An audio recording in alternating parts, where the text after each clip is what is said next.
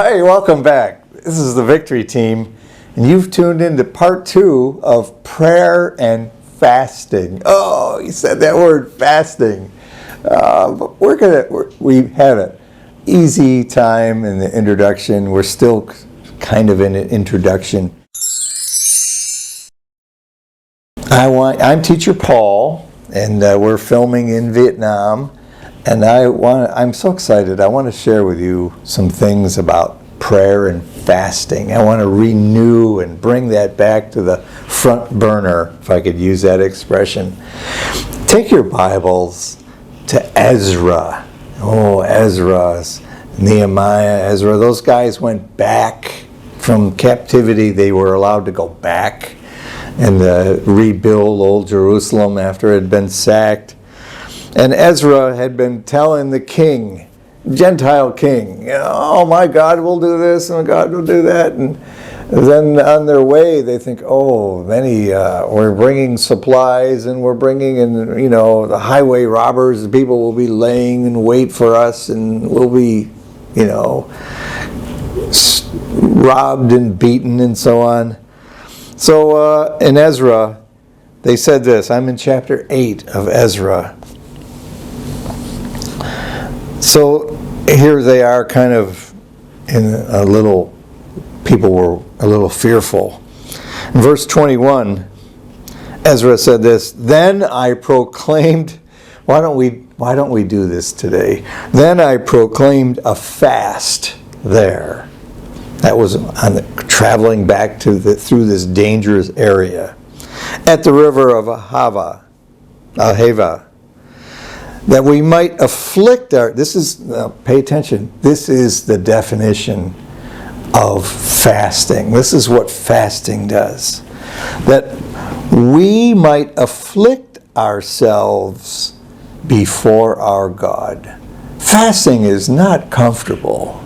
You're afflicting yourself. You're doing it before God to show your sincerity, show that you have purpose and you're focused on that. To seek of Him a right way for us and for our little ones and for all our substance. For I was ashamed to require of the king a band of soldiers and horsemen to help us against the enemy in the way. I didn't want to ask for an armed guard.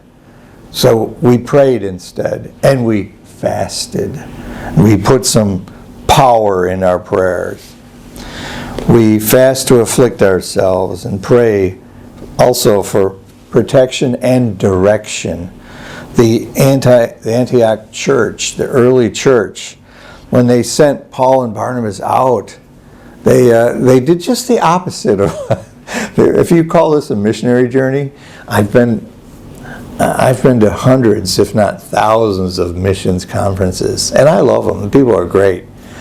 But they don't do this. They don't do this part of it. They do just the opposite.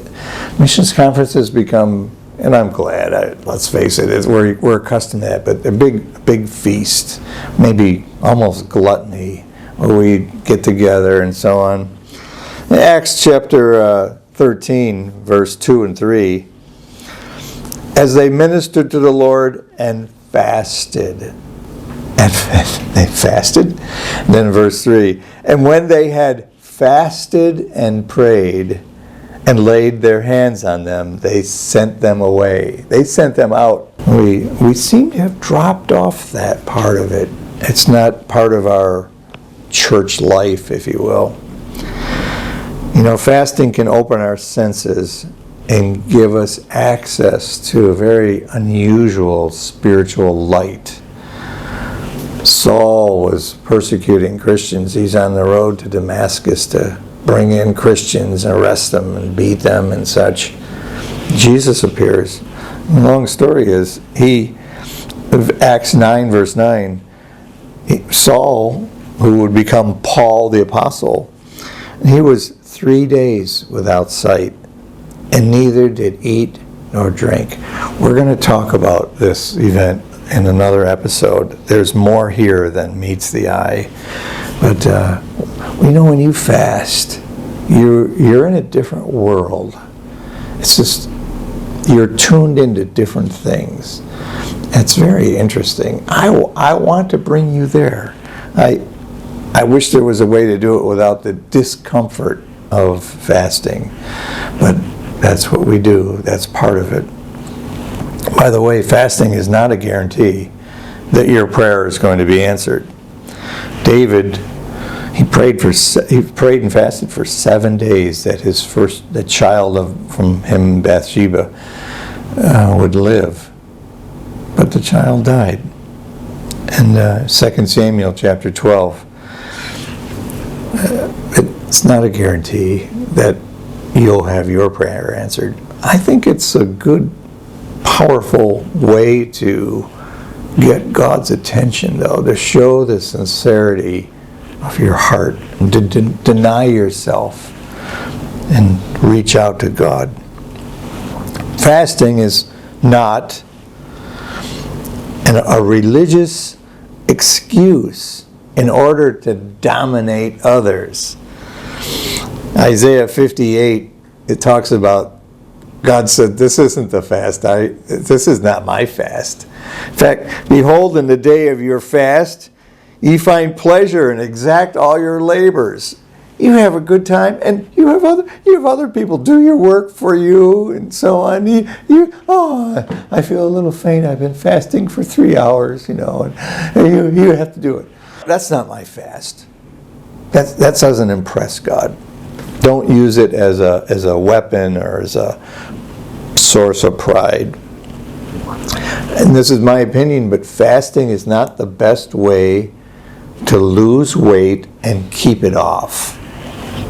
You will lose weight, but fasting is first a spiritual exercise.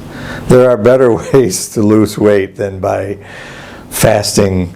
Maybe intermittent fasting is a good way to lose weight. That could be. That's more of a lifestyle. But fasting, you will lose weight, but we'll talk about that. Your first 3 days, 4 days, it's mostly water weight. With each glucose molecule that you're burning off, the glucose has 3 water molecules attached to it. So you're burning 3 times more water. You're getting rid of 3 times more water. That water surrounds that and moves that glucose around. That's your energy. And when you burn it, the water's spent. But that's not the reason we fast. Some people are, but not me.